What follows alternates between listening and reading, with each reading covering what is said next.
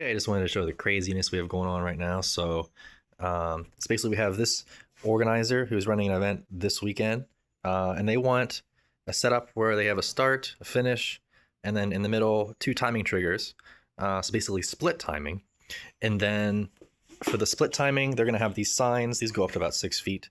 So what I do is I get these signs and I convert them to wireless, and then they run factory. They come with a 9 volt adapter. I convert them to 12, so a bit brighter for the sun, and they seem to work fine because the internal is actually rated for 12. But anyway, so I have until this weekend basically I have these ones mostly assembled. So these timers are solar. They run off the battery, but the solar panels keep the batteries charged. So should basically never have to worry about batteries ever, which is cool.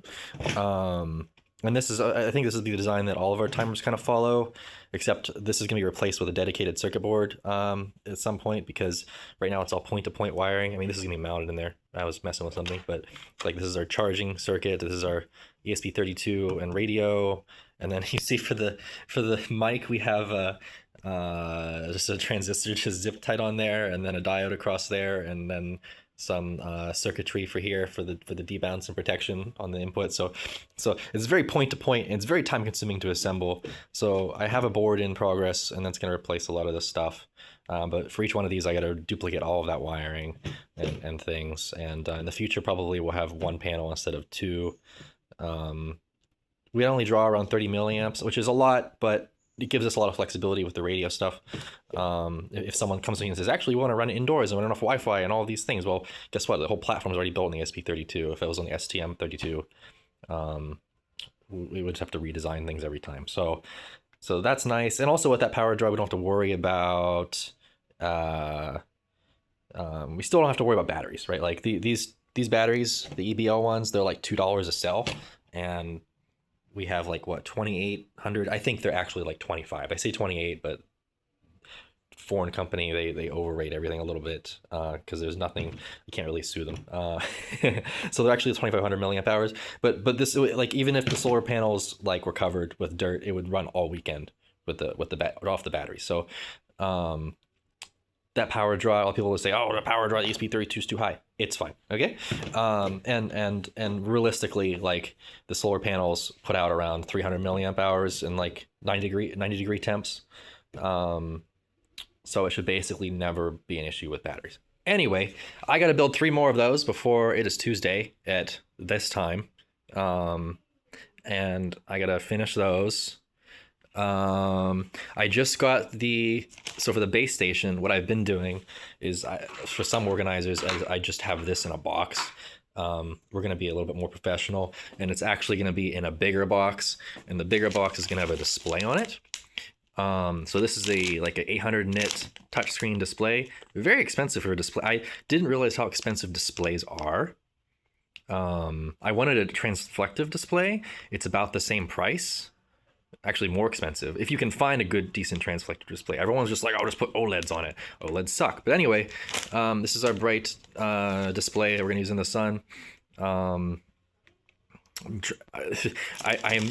just got the 3D printer working last week because for like years I've had it and I had trouble getting it working. So that's working, and I need to make a box for this. I have a box that I've designed. It's embarrassing, so I'm not going to show it, but I need to design a better one before this weekend. Well, ideally in the next like 48 hours, and get this in and figure out all the protocols. I think it's pretty simple so far. I think basically this runs a computer, and my computer communicates with it, right? When I say computer, it's not like a slow boot up sequence or anything. You turn the power on and it's on like that because they're microcontrollers, but it's technically a computer. And yeah, so basically this in here has a system where you program all of the bitmaps and the layouts and everything of your display, and then you just send commands over the wire from the one system to the other one, saying I want to draw, this widget in this corner and this widget centered and whatever. So it's just a matter of just designing the layout of the UI with the widgets and everything, and writing the code on both of those to communicate. That's all you got to do, and make sure all the connectors I have are right, which I'm pretty sure because it's a dev kit. Fun story about this is I ordered it, they said it was in stock, and then like a day and a half later they emailed me back and like, it's not in stock, but don't worry, we'll send it to you in 60 days. I'm like, well, no, I need it this weekend. And they're like, oh, don't worry, we found one. I'm like, okay, all right, guys. So they sent me that. Thanks, I guess. And oh, I was testing the solar circuitry yesterday because all the previous timers I've sold so far were not solar, and I was like, I don't know how the charging circuitry is going to work in a box in 100-degree sun. The box is probably going to get like 140 inside.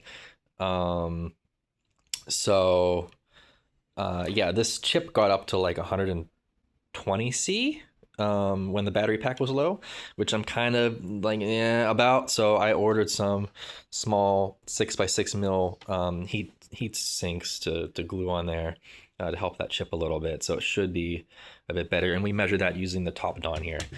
I don't think there's anything else I need to show you. I don't know what that means. Yeah, that's kind of what we got going on right now. So the goal is to finish getting these assembled. I'm still waiting for more of these charging nickel metal hydride charging boards to come in the mail today, hopefully by end of today, and I can finish putting those together. Got to print the case, get that in there, program mounted. I have some things to finish for the timing software. So in sideways data on the results, this is the results screen. We will have the rerun indications being added for this next event. So well, hopefully there aren't any reruns or timing issues, but for the last event, there were some reruns. This was for a NorCal organizer. There were some reruns, and there was some communication breakdown between the person doing timing, the person running grid who hates using the radio, and the competitor who didn't know they needed a rerun. So I want to solve that whole chain of problems where there's like a grid worker with like a what's the thing they write on with a paper, and yeah, I want to fix the whole communication breakdown. So basically the person doing timing is just going to say mark run as rerun, and then on the timing grid, the results grid, it will say that you need a rerun. So everyone checking live timing like, hey, Rob, you need to go and get your run. So they don't just like go back and start packing up their car. So yeah, so that's one problem that we're going to solve also for this weekend, which is pretty simple programming wise. You just store an incrementing count on the last run, and then you bump that count if that run was also deleted, and whatever. Yeah, so that's it. I'm going to stop the video now and actually do some work. So